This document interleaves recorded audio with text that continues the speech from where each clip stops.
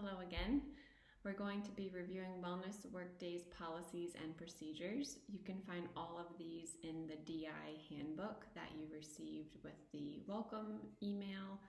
It also can be found on Prism under that onboarding document where you're supposed to acknowledge that you read the handbook and upload that signature page. So we're going to be reviewing some of the key policies and procedures here, but not everything that's in that handbook. So still be sure to read that as well. So first up is rotation hours. So the DI follows the 1,000 hour supervised practice experience minimum that Ascend has set. So the 4 rotations tally up to 1,000 hour minimum. You can of course spend longer in your rotations if you'd like, or if you have the opportunity to, but we only require, and Ascend only requires, that you complete 1,000 hours of the internship. And we'll go through the breakdown of those rotations in just a couple slides. So if you're a full-time intern, meaning that you've already completed your master's degree and you're just completing the internship with us, you'll complete the internship full-time, 32 to 45 hours per week. You cannot log more than 45 hours per week. So even if you worked longer than that, I know, for example, the sports nutrition rotations, sometimes those experiences have longer weeks. You can only log in Prism that you've worked for up to 45 hours that week. You can always talk to your advisor about this and your preceptor if you'd like to stick to that 45 hours and not get that additional experience if you're in a rotation that's requiring you to work more than 45 hours per week. And the part-time or degree track interns, so meaning you are completing your graduate degree at the same time as you're completing the internship, or maybe you just chose to be part-time. Maybe you already have your graduate degree, but you have a part-time job or a family to take care of. If you're completing the internship part-time, then you can complete your rotations 16 to 25 hours per week. Especially with that degree track, you cannot be full-time while completing your rotations because we need to make sure you have some type of work-life balance there. You have enough time to complete your studies. But if you did have a extended break, maybe a winter break or summer break where you're not enrolled in courses and you wanted to complete your rotation full-time during that break from your courses, that is fine to do. So if you are a full-time or non-degree track intern, you can complete the internship in as little as 8 months. And if you are part-time or degree track, you can complete your internship in, likely it'll be more like 2 years or 24 months, especially if you're doing that degree track option, if you're getting your graduate degree at the same time, because we cannot verify you. You cannot technically complete the internship until you have your graduate degree. So we can't provide a DI verification statement till your degree is completed, and most degree programs take 24 months. So you do technically have more than this time, so you can take longer than 8 months if you're full-time or longer than 2 years if you're part-time. You are allowed up to 150% of the scheduled internship time. So that means for full-time interns, you could technically take up to a year to complete your internship within that 150% of the time allotted. If you are part-time, it means you could technically take up to 3 years to complete the internship within that 150% time. So this is a lot of numbers. Let's go through kind of what that would look like if you were to calculate it.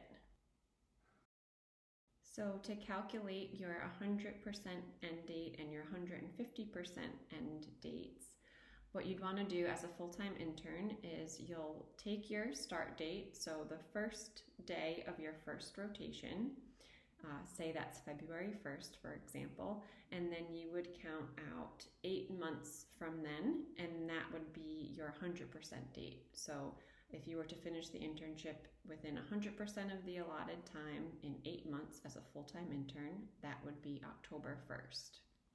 Your 150% date, so this is the maximum amount of time you technically have to complete the internship. You would count out 1 year from that first day of your first rotation. So for February 1st, 2026, that would mean you technically have till February 1st, 2027 to complete your internship. For a part-time intern, you're going to do the same thing. You start with your first date of your first rotation. Again, let's say that's February 1st, and you'll count out 2 years from that date to find your 100% allotted time. So that's the amount of time it should take to complete the internship. In this case, that would be February 1st, 2028. And then to calculate your 150% time, so that's the max amount of time you're allowed to complete the internship, that would be 3 years out from your first rotation's start date. So that would be February 1st, 2029.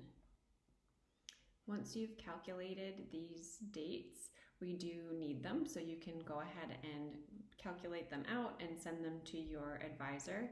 If you don't have your first rotation set yet, you'll want to send these dates along with your first rotation when you have that secured.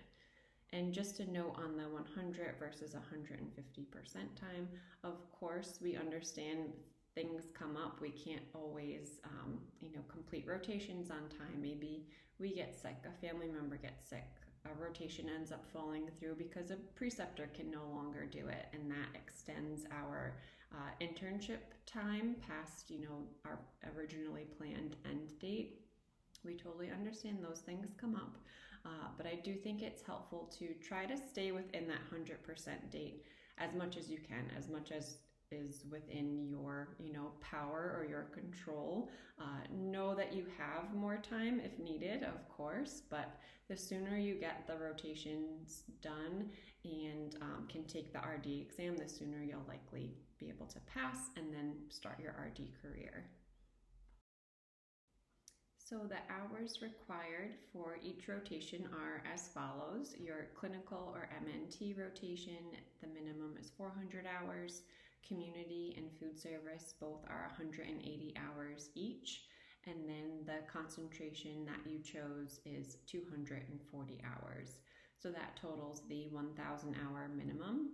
And you can complete your rotations at one site or two. So you could split the hours between 2 sites if needed or if wanted. For example, if you found a clinical site that could only take you for 200 hours, then you can always complete the additional 200 hours at another facility. Similarly with community, food service, concentration, those can be split between up to 2 sites if needed. Communication is key in a distance internship especially. There are so many moving pieces and different people you'll be in contact with, your advisors, preceptors, the DI team, maybe HR at the facilities that you're working at. So let's talk a little bit about the keys to communication. One major key to success is being prepared for your rotations, and we ask you to do this first by keeping in touch with your preceptors as you're leading up to the rotation. As you'll remember, we ask that you reach out to your preceptors 6 months, 3 months, 1 month, and 2 weeks before you start your rotation. This way you stay on their radar. If you've booked, your rotations out months in advance, sometimes preceptors can forget. Sometimes, unfortunately, things can happen. They may leave their position and no longer be there. And by you reaching out ahead of time, you're finding that out with, as much leeway as possible versus like if you're just reaching out the week before. So in those types of emails, as your date approaches, some things you can ask your preceptor before you begin is what is the dress code? So what is appropriate attire for that facility? If they don't have their own dress code, Wellness Workdays does, so you can always follow ours for more professional dress. You can ask about parking. Do you need a parking pass? Is there a special place for you to park specifically as an intern? You may also need a badge depending on where you're completing the rotation, something that's going to allow you to get in and out of the building or in and out of a parking garage.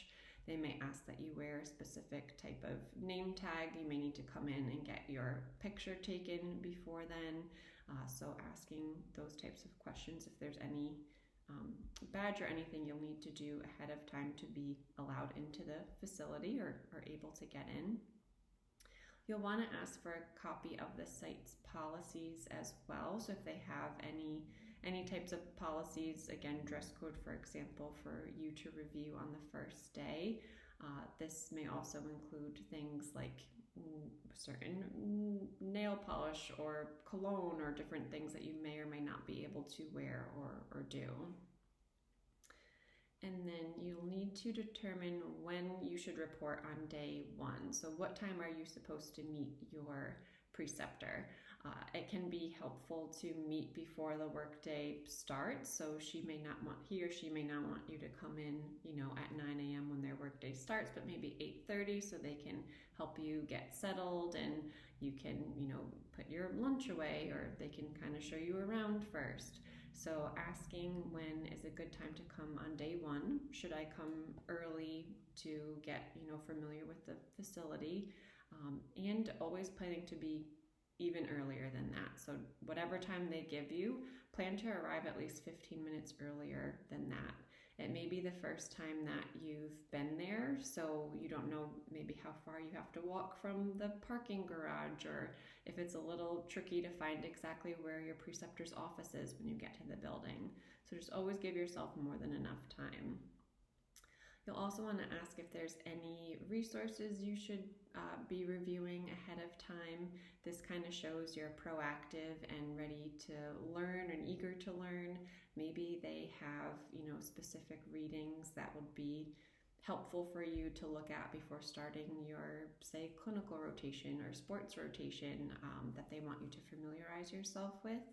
And if they don't, we do. So as you know, in PRISM, there's a whole resources section for you to prepare, help you prepare for the rotation. So your preceptor is essentially your boss.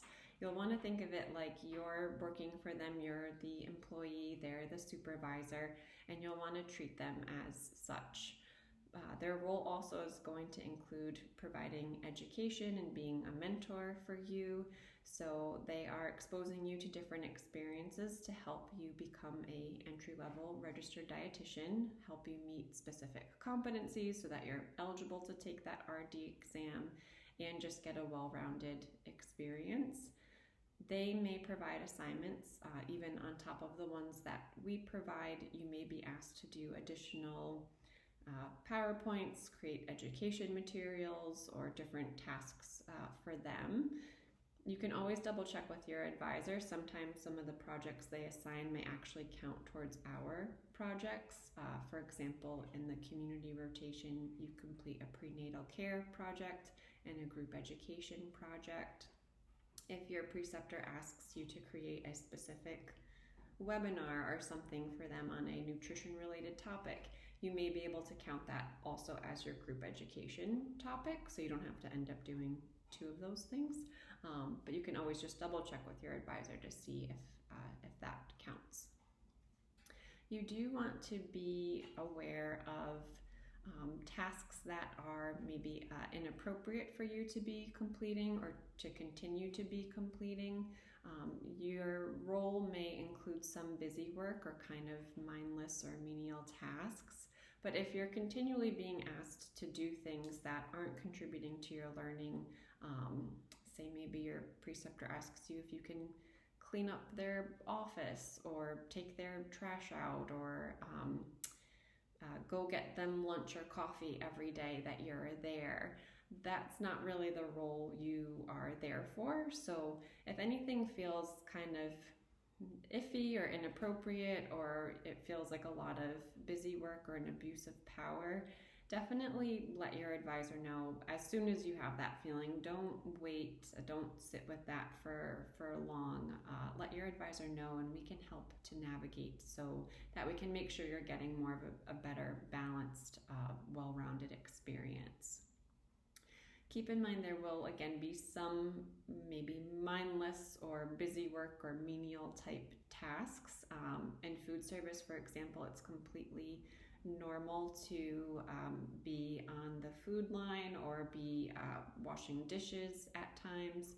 If you're doing that all day or for a long portion of the day, of course you want to let your advisor know, because that shouldn't be your whole experience.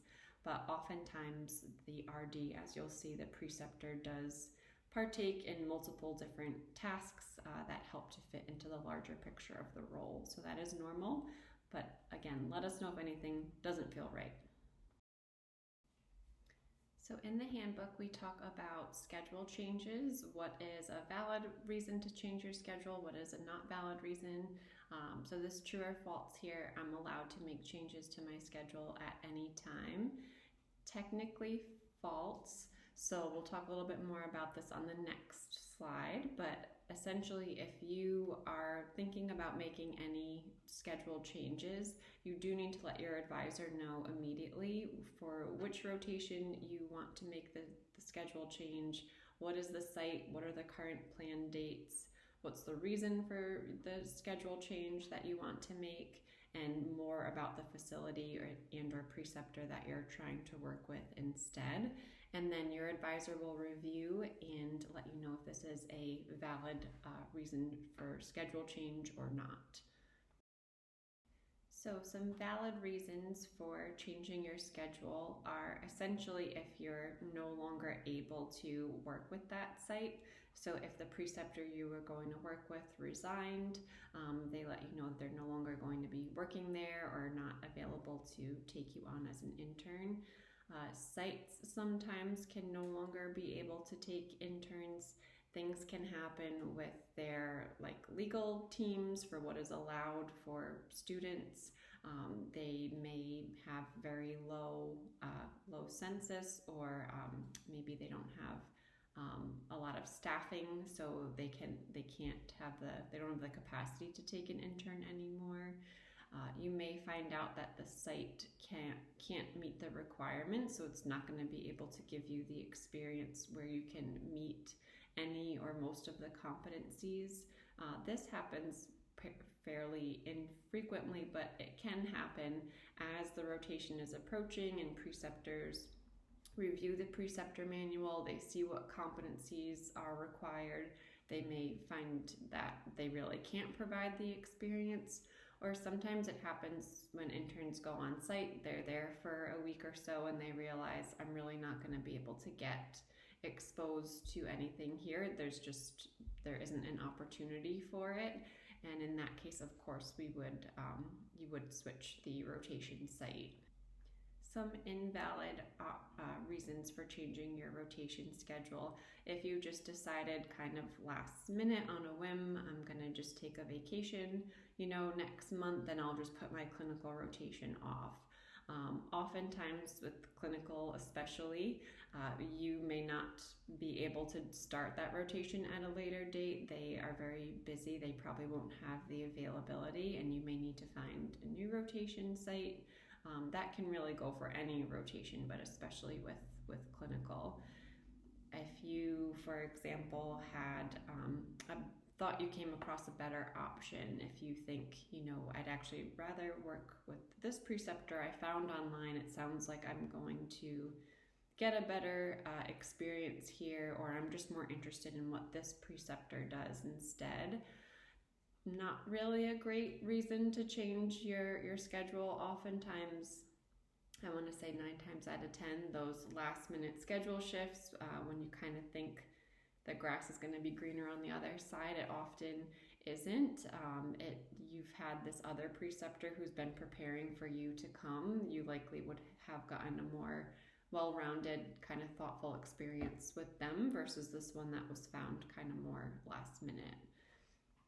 And then if you have a personal issue with a preceptor, So most often we would want you to stay in that rotation, and we would help you work through the issue if it's that they're giving you a lot of busy work, or if you find maybe your personalities aren't really aligned, it's difficult to build rapport with them. Those aren't really great reasons to change your schedule around. That's a very much real life scenario that it can happen in the workplace one day. We don't always love all of our coworkers or supervisors, and we still have to learn how to coexist. We aren't saying just, silently deal with it and not tell us about it. We 100% want to know about it as soon as possible, the very first, inkling you have, so that we can help navigate, so that you can, continue to get through the internship successfully. That said, sometimes things happen and it's beyond repair, and it's just not a good environment for an intern to be in. And of course, in those situations are completely different, where a schedule change would be needed and warranted. But essentially, what you want to be thinking about with the rotation change is, if you just kind of found a better option, or you just want to take vacation time or something last minute, you did make this commitment to a preceptor who has, put you in their calendar. They've blocked time out of their schedule. They're planning to give you this experience, and have been planning to for, it could be months in the making. So to switch things up on them, especially last minute, it's not fair to them. We don't want to burn any bridges. You're representing yourself, but you're also representing Wellness Workdays. So we require an affiliation agreement with all of your rotation sites. So you would not be allowed to start a rotation until we have an active agreement on file.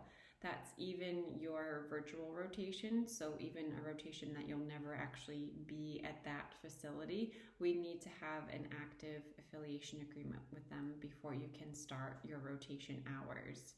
So we typically will send out these affiliation agreements about 90 to 120 days before your start date. So we send them out to your preceptor, unless you give us another contact. As you know, on the Excel template sheet where you record your rotation schedule details, there's a column for a contract manager. So if the facility that you're going to be interning at has a contracts manager or HR or legal team representative that we should be contacting to complete the affiliation agreement, you can enter their details there. That's something your preceptor may know about. But we are responsible for getting the affiliation agreements done. We reach out to the facility. Sometimes they can take a little while. Sometimes it's a quick signature from the preceptor. They send it back. We're good to go the same day. Other times, other facilities have more kind of like hoops to go through, where a legal team may have to review the affiliation agreement, and sometimes that can take even months to be completed. Your preceptor, again, may have some intel on this, so they may say, you know what, our rotation is scheduled for next year, but we should get the affiliation agreement started now. And in that case, let your advisor know, and we'll reach out as soon as possible to get that process started. So if your rotation is approaching, if it's about a month out and you haven't heard from us yet about the affiliation agreement being completed, reach out to your advisor, ask to see if that's done, if you're all set to start in a month, and we will let you know if we're still waiting for the affiliation agreement or not. As soon as the affiliation agreement is complete, we will typically reach out, but if we missed it for some reason, that reminder is always helpful to reach out to us a month before. If you haven't heard from us, that means you cannot start your rotation. You have to get that okay from us first, saying that the affiliation agreement has been complete. Another true or false here. So regarding supervised practice hours and what counts towards those supervised practice or rotation hours. This one says, I'm working on the slides for my clinical case study, that's one of the required clinical projects, at home. I can count the hours I spend towards my clinical supervised practice hours. So the assignments and projects that we provide on PRISM, those are requirements. They help you to meet competencies. They also help to fill in any gaps in learning. So things maybe you didn't get to experience or do on site, the assignments can help fill in those gaps. They also help prepare you for the RD exam, but these do not count towards your supervised practice hours. The hours you spend with your preceptor on site or virtually, those count towards your rotation hours. The projects and assignments, those are technically kind of more like homework. They're to be completed outside of your rotation hours at the end of the workday, on the weekends. The only instance where your projects would count towards supervised practice hours is if the preceptor kind of said so or planned it as part of the rotation day. So for example, if you're on site and you finished up for the day, there's no more patients to see, but you still have 3 hours left in the workday, your preceptor may say you can work on your projects or something for the rest of the time. In that case, those hours that you're working on your projects on site would count.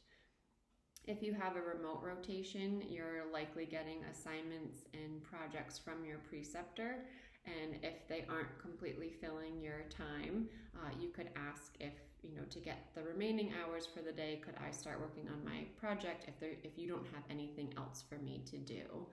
So those are the only instances where the projects could technically count, but otherwise, all the assignments and things on PRISM do not count towards supervised practice hours.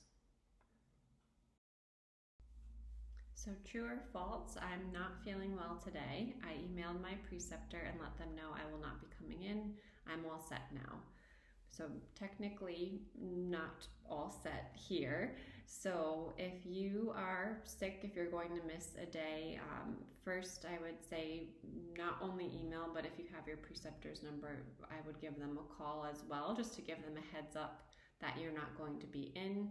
You'll also need to let your advisor know that you are missing a day of your rotations, and you will need to make up the hours of this rotation day. So if you miss a day, you're home sick, then you'll need to talk to your preceptor about adding a day on to what your original end date was going to be to make up for that sick time.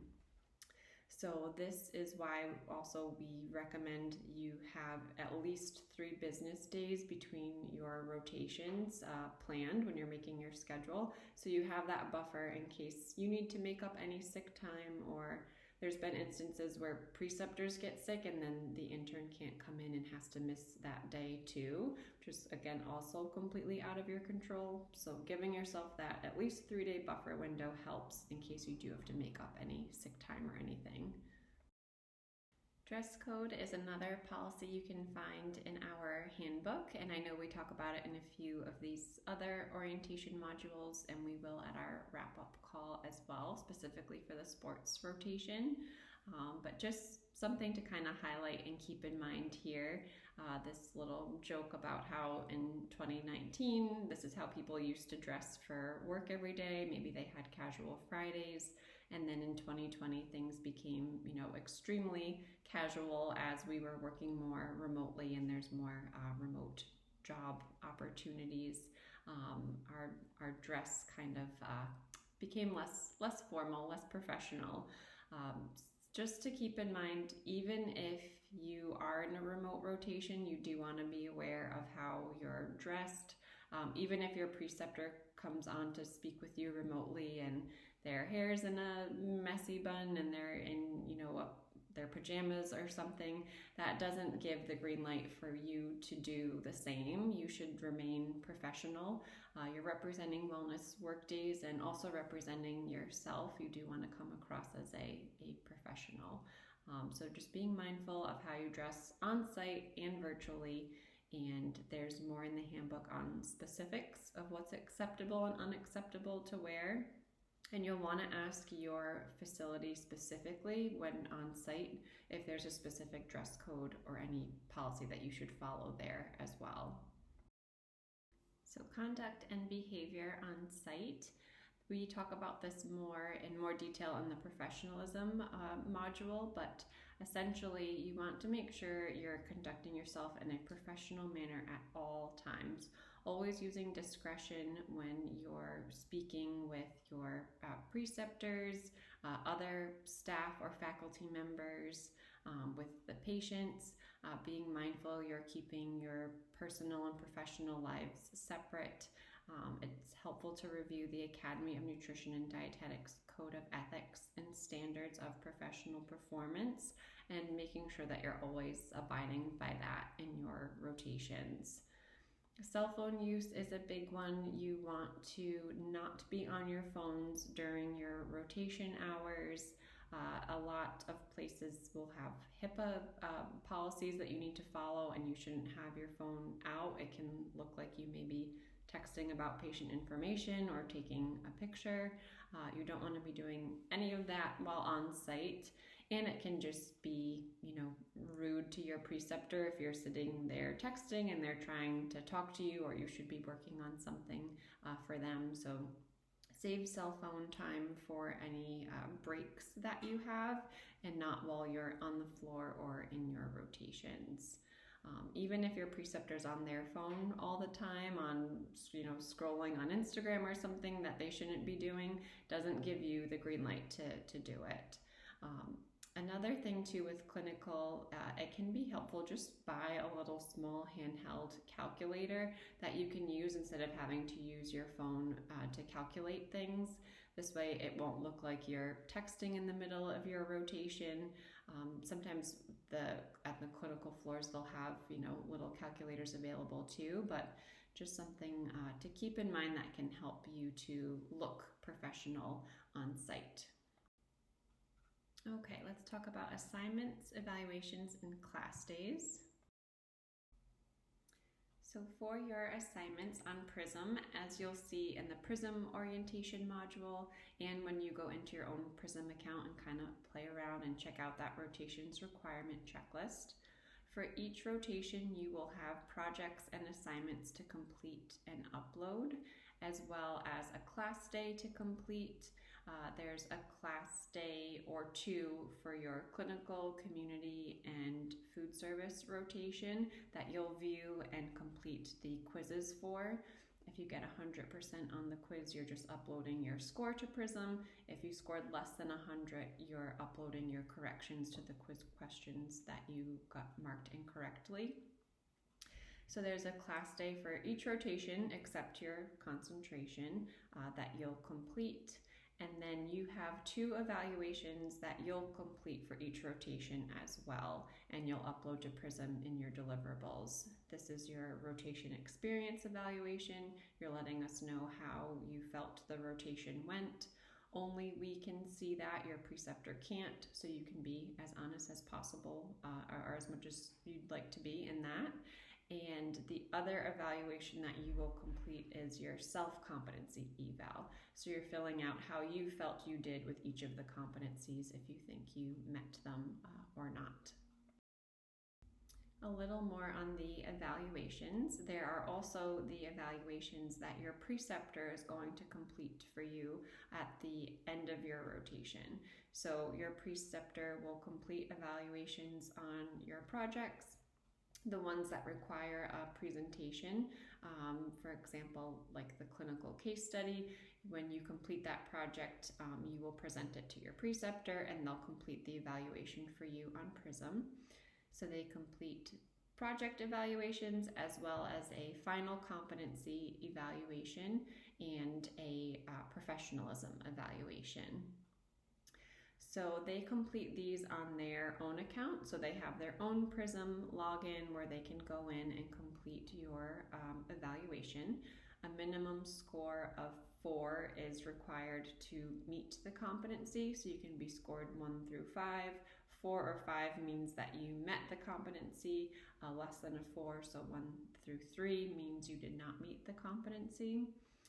It can be really helpful to review the competencies with your preceptors at the start of the rotation. So We send them the preceptor manual that has all of this information in it, but we know sometimes they may not get the chance to look at it, or it may have been a few months from when they last looked at it.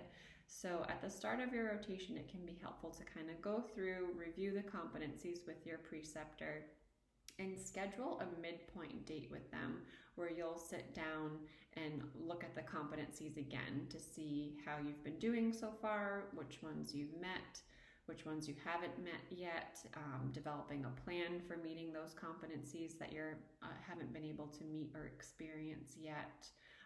So that's something you can put on the calendar at the start of your rotation. You can say, this is my midpoint date. Maybe we can meet around this day so we can see how I've been doing so far, and just helpful to plan from the beginning.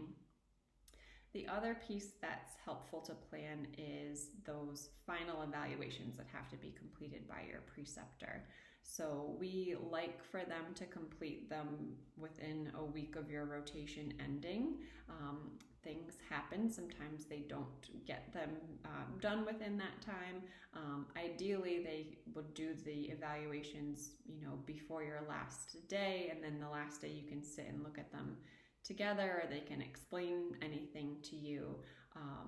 But again, that doesn't always happen. So if you notice that your evaluations are not getting completed, and it's been a week since your rotation, 2 weeks since your rotation, 3 weeks, you want to make sure you are reaching out to your preceptor to stay on their radar, just sending a friendly reminder that your evaluations need to be completed in PRISM.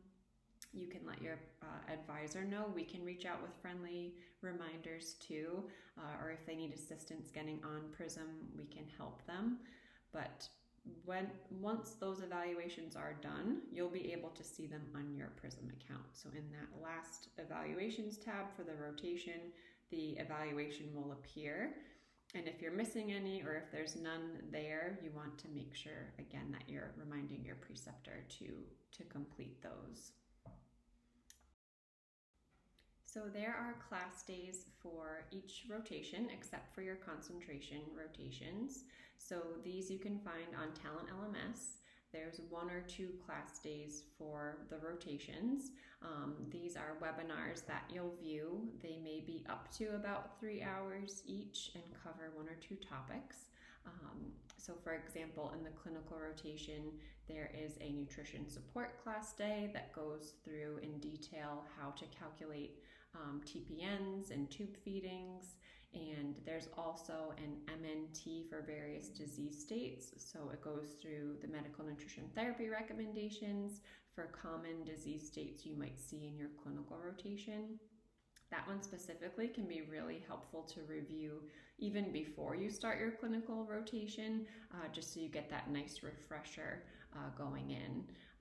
But the topics are helpful. They're meant to fill in any gaps in learning in your rotations, and also to help you prepare for the RD exam. So you'll watch the webinar and then you'll take a quiz after. And what you'll be uploading to the class day deliverable on PRISM is either a screenshot of your score. So if you get 100% on your quiz, you'll take a screenshot of that score, upload it to PRISM. If you receive less than 100%, what you will do is make corrections to the questions that were marked incorrectly. So you could do that in a Word document, for example, and then you would upload those corrections to PRISM. That would be the deliverable in that case. So there's also a live mandatory class day that you'll attend during the internship. So it's how to wrap up your dietetic internship. We go through the final steps of making sure you've completed everything, the final requirements that we ask of you, and then you'll have time to take our practice exam. So the practice exam is done online, kind of like mimicking the real exam. You have 3 hours to complete it, and that is a requirement for finishing the internship, that you have to pass our practice exam with an 80% or more. You don't have to pass on this day at this attempt. You have as many attempts as needed to pass. This would just be your first attempt at taking the practice exam. So we hold these live class days quarterly. So they're offered in January, April, July, and October. So the dates are in your intern manual. You'll choose a class day that falls within 3 months of your last rotation end date. So for example, if your rotations ended in October, though you could take the October wrapping up your internship class day, we'd actually recommend you try to attend the July one, the one that's still within the 3 months, but sooner, because now you get that first attempt under your belt at the practice exam much sooner.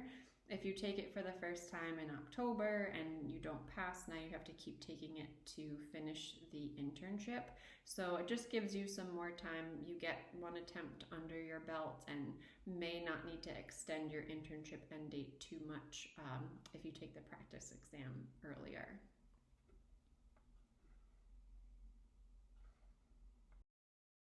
If you received prior assessed learning for a rotation, so if you completed the application and we got back to you and said you've received prior assessed learning, so you don't need to complete the rotation hours, you do still need to complete the assignments and projects for that rotation. So say you received 180 hours for prior assessed learning for community, you would still need to go through that rotation, complete the 2 projects, the other assignments that are listed in the deliverables. You would present your projects to your advisor, and then we would go in and complete your evaluations for those projects and the other evaluations based on your prior experience and the completion of the projects. So the projects and assignments do help to meet competencies. It's likely that you didn't meet 100% of the competencies in your prior assessed learning application. Even if you did receive 100% of the hours, we take into account that you're going to be completing the project, so it'll help meet specific ones that maybe you didn't get to experience previously. So we do require that you still complete the assignments and projects for that rotation, but you do not need to find a rotation site and complete the hours for that rotation. So this can be completed at any point in the internship. If you have a lull between rotations and you want to get your prior assessed learning projects done and present them to your preceptor during that time, you can always reach out to them and let them know you're going to be working on them and set a date for you to present. You can also do it at the end of your rotations if you kind of scheduled them all back to back and then you want to work on your prior assessed learning stuff as technically your last rotation, completing those projects and assignments and presenting them then. You can do that. Or you can kind of chip away at them throughout the internship and find time to present them to your preceptor whenever it works. And for interns who have gotten their prior assessed learning credits fulfilled, though you wrap up your rotation hours early, you would still need to attend conference and our commencement or intern appreciation day when that is scheduled. So the beauty of a distance internship or making your own rotations is that you can plan around vacation time and holidays.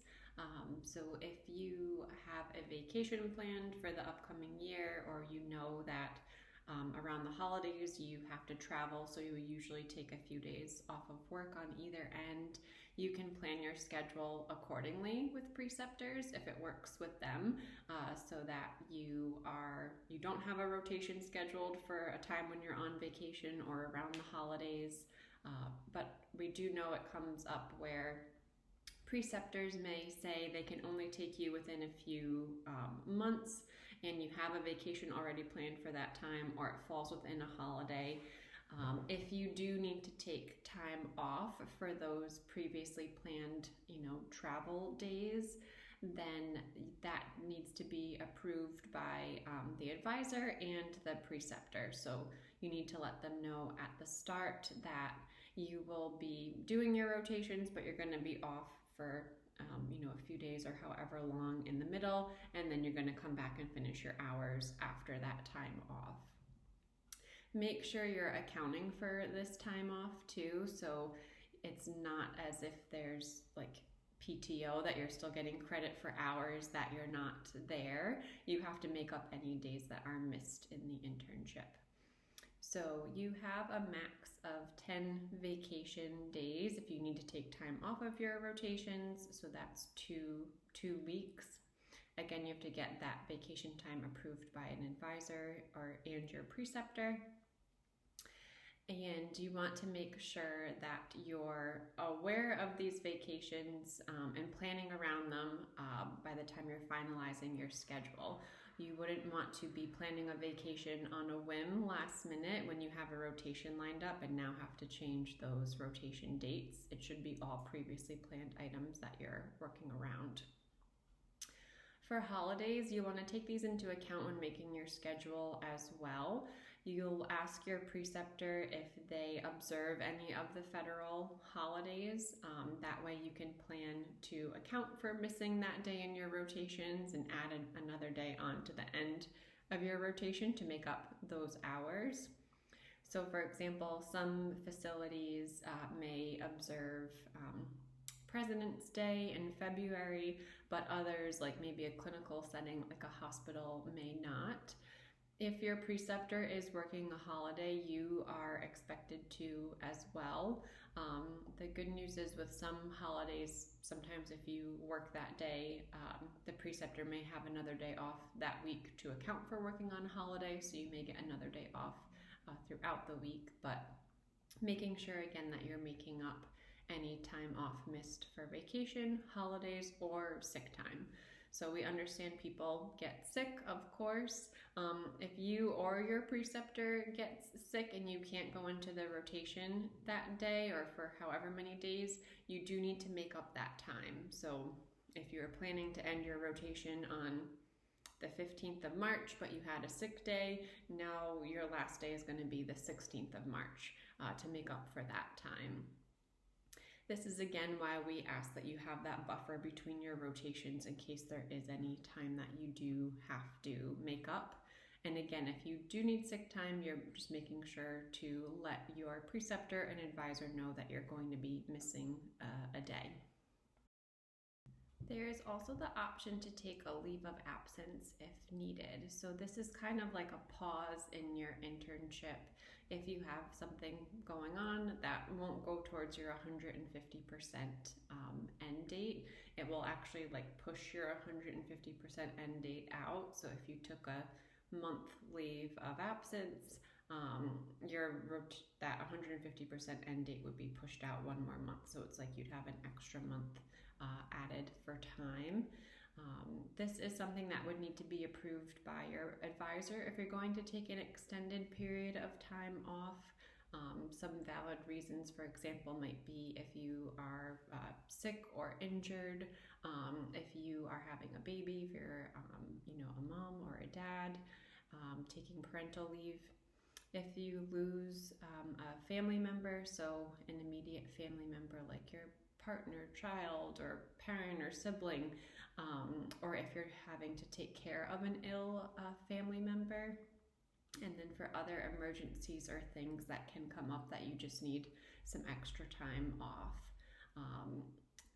Invalid reasons for taking a leave would be if you're just trying to push that 150% end date out because you haven't been able to secure a rotation site, you haven't been reaching out or kind of doing your part with that.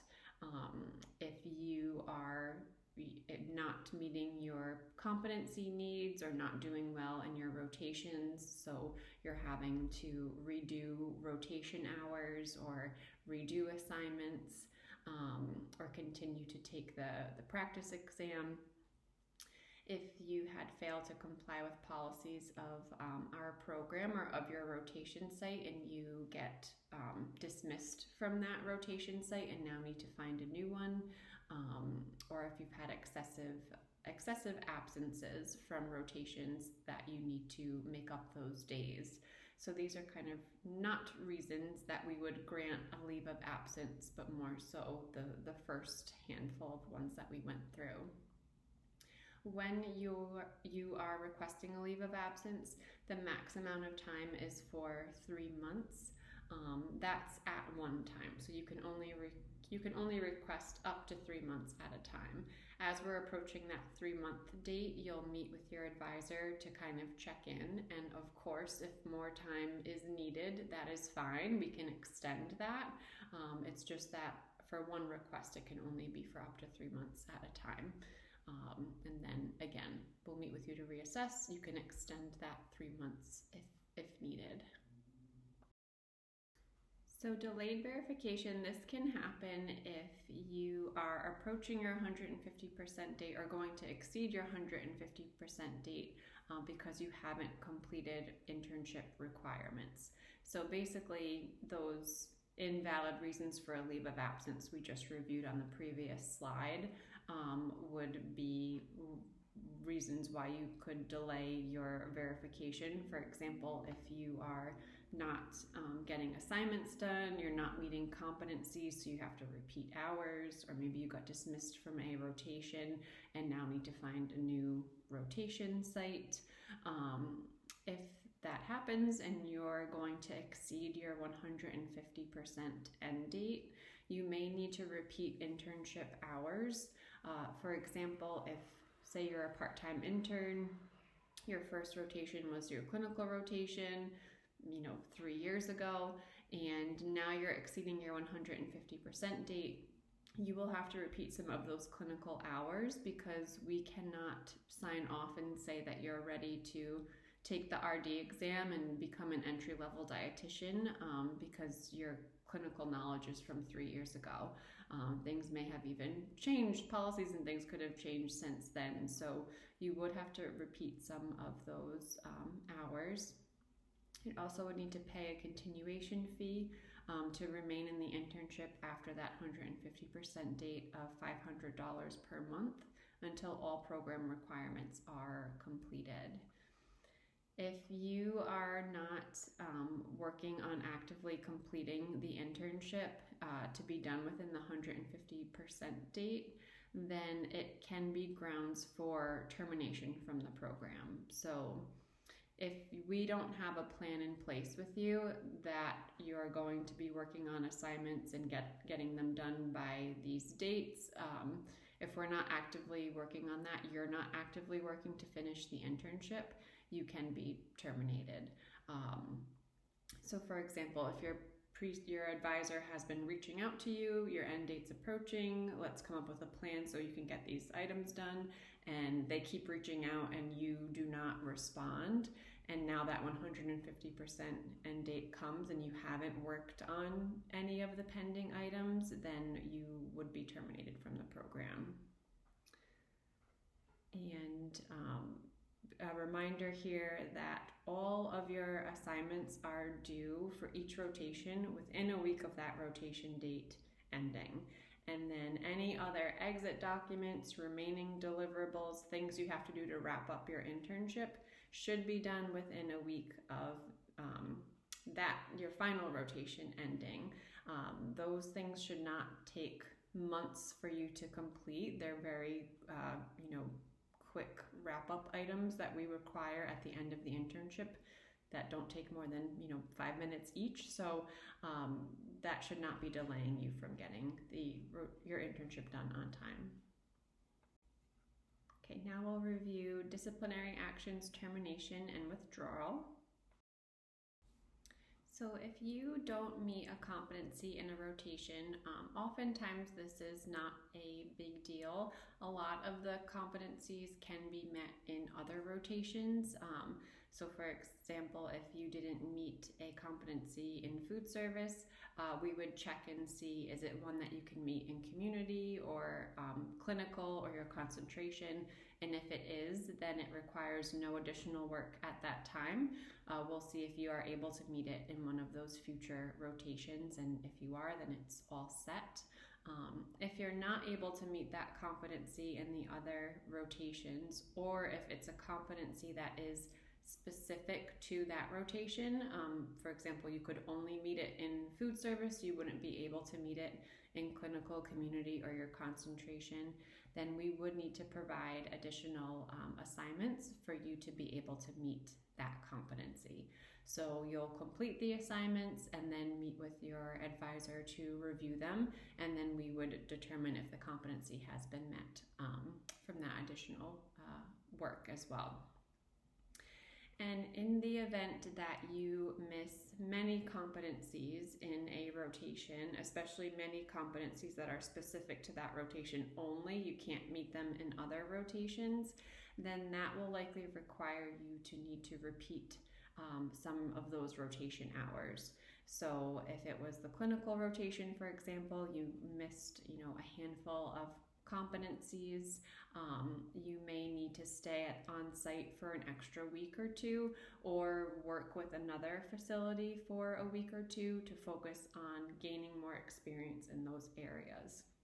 Essentially, if you're missing a whole bunch of competencies, it's as if your preceptor is saying that they don't think you were able to get enough experience or didn't demonstrate that you were meeting the competency or at the entry level of being a dietitian for those specific experiences. So in those cases, you may need to repeat some rotation hours.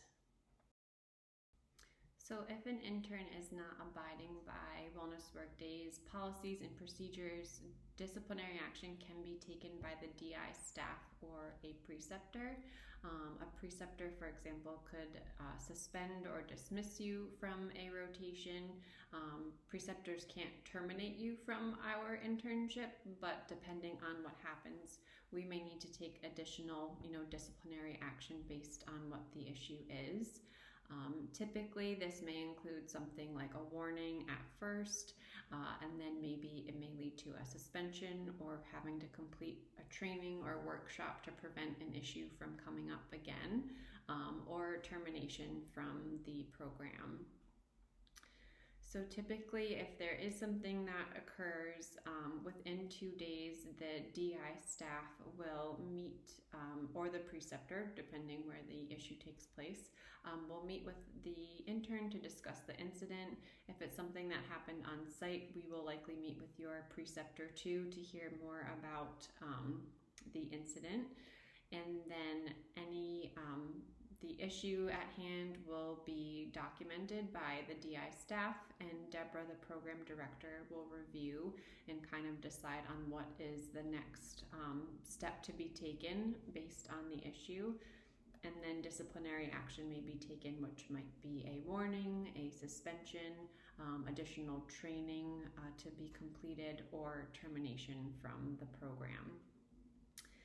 Typically, this isn't an issue, but things do come up sometimes. I know in our worksite wellness and health promotion rotation, we have a 3 strikes rule for the virtual rotation, where if you are not answering emails, or if you don't show to a meeting, or don't turn an assignment in, if that happens, any of those things 3 times, it's like a 3 strikes, you're out of the internship. Out of that rotation. If we're in a remote rotation with us and you're not responding, you're not showing up for meetings, you're not turning assignments in, we don't think you are working or getting the hours done. We can't sign off and say that you have met that supervised practice experience. So the first time that happens, it's a warning. You missed this meeting, and you have 2 more kind of strikes before you would have to be terminated from this rotation. It has happened before where interns have missed things continually 3 times, and we have to dismiss them from our rotation, and they have to now go and find a worksite wellness site on their own to complete those hours. So it can happen. It's just a matter of, again, wearing your professional hat, being accountable, making sure you're abiding by the policies and procedures at wellness workdays and at the facility you're working with. Just to review the differences here between what is termination and what is a withdrawal. So termination from the program, this is something that we've sat down to talk about together. We've documented the issues and things that have led to this. There's likely been, there will have been warnings or other disciplinary actions that have taken place before we've gotten to this point. So it's not a shock to the intern. We can't just randomly terminate you without you knowing that you weren't meeting requirements or that there were issues on your rotation sites. So it's something that the intern is aware of. After a termination, interns cannot return to the program, so they can't apply or return in future time, and there will be no refunds. If the intern did feel like they didn't agree with the decision to be terminated from the program, he or she may file a grievance, and there's a whole grievance policy and procedure in the intern handbook that explains that in more detail, how to kind of go up the chain of command and get that grievance filed. Withdrawal is different. This is, when an intern has chosen to leave the internship on their own. So maybe they just have a change of heart and career paths, or they have just things going on. They no longer want to complete the internship. We would sit down and meet with you again to kind of go through those reasons as to why, if there's anything we can do to help. And if someone does go through with that withdrawal, we'd give them a form they'd write up, formally why they are withdrawing from the program, and then we would review and sign off on it. Similarly to termination, after a withdrawal, you cannot return to the program either, and there's also no refunds offered. And now a much more positive topic. We'll talk about wrapping up the internship and graduating from your dietetic internship. So the requirements for graduation or completion of the internship: you need to, of course, complete all 4 of your rotations, so you're meeting that 1,000 hours of supervised practice experience. If you need to complete additional hours or assignments because of unmet competencies or something, we will communicate that with you, and you would complete those additional requirements as well. You need to complete all of your projects and assignments. So essentially all of your deliverables on PRISM are done. You can double check that rotation requirement checklist to make sure that you've completed everything for all of your rotations. Your preceptors need to complete all of the evaluations for you. So the project evaluations, the competency and professionalism evaluations for each rotation. You'll have to pass our practice exam with an 80% or higher. If you do not pass the practice exam, we highly, highly recommend that you plan to take your next attempt within the next 2 weeks or so. So we can help you kind of create a 2-week study plan so that you can kind of refresh and review and take the practice exam again and keep doing that until you pass. We just find people do so much better this way, rather than if you don't pass and now you wait months to take your next attempt. That can start to really delay your internship end date. If you need multiple attempts and you're taking months off in between those attempts, now you can be here 6 months longer than you should be, and you may exceed your 150% end date. So trying to retake it again as soon as possible is super, super helpful. And then once all of those things are done, we'll send you a link to our exit interview. This is a survey on SurveyMonkey. maybe takes less than 5 minutes to complete. It's super, super quick. And we also need your final official master's degree transcripts. You cannot complete the internship without us having these. We have to send them to CDR for your verification. They are very particular. They want the final official transcripts. So this means that it has a degree awarded date or a confer date on them. So you'll want to just make sure the final official transcripts have that wording on there somewhere, that your degree was awarded on this date or your confer date is, this date. So the timeline of this process of wrapping up the internship, it can take up to about a month or so. Once you've completed all of your rotations, you're going in again and you're reviewing everything on Prism, making sure all of your deliverables and assignments are there, all of your preceptors' evaluations are there and completed. So kind of going through that checklist. Once you've done that, let your advisor know you're ready to close out of the internship. We'll go in, we'll do just another double check, make sure everything's done there, and then we will let you know if anything else is pending completion. So you may still need to pass the practice exam. If you still need to complete the exit survey, we will send it to you. And then once all of those items are done, we will submit your information to CDR for verification. So we enter your details there, we add your transcripts, DI verification statement, we need your DPD verification statement, that's why we ask for it in the onboarding. So we'll upload that there as well. CDR will send you an email, they'll ask for additional information from you. So they call it a demographic survey. It's just adding your address. I think maybe it asks for mom's maiden name. Just a few very quick, simple questions. Again, probably takes less than 5 minutes for that too. And then once you've done that, let your advisor know. We'll go ahead and confirm, send everything off to CDR, and then you'll get an email from CDR. Typically, it's within a few business days. They do tend to review quickly unless there were any issues.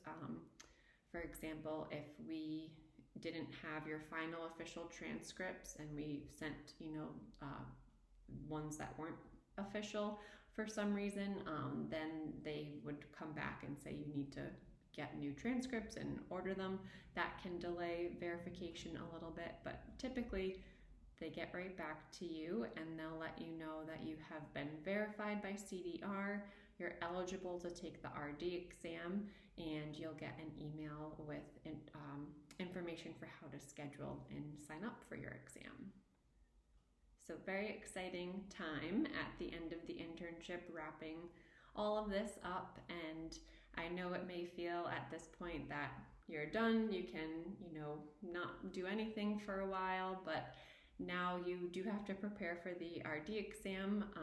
During this process, while you're wrapping up the internship and studying for our practice exam, it's helping you prepare for the real RD exam too. So you're already in that mode of studying. Keep the momentum going. We can't stress this enough. Try to plan your exam, within a few months or so of your end date. Based on how prepared you feel, this could be anywhere from 4 to 10 weeks out from the internship. Don't delay. Don't say, I'm going to take a couple months off and then I'm going to start studying.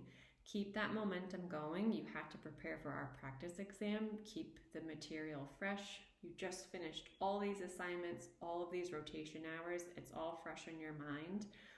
People do so much better when they take the exam closer to their internship end date, and don't delay and put it off. So can't recommend that enough. Maybe plan a vacation for after you've passed the RD exam or something to give yourself that time off, but try to take it as soon as possible. And yeah, we'll talk about all of this more, of course, throughout the internship, but something just to keep in mind from now.